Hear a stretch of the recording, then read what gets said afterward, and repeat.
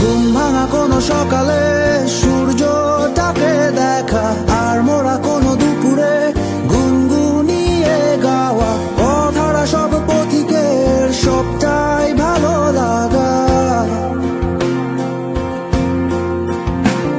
আর জানালার ওই কাছটায় থমকে থাকা বৃষ্টি, অলিখিত সব কবিতায় আটকে থাকা সৃষ্টি, দেয়ালে আঁকা ছবিটায় ছড়িয়ে ভালোবাসা।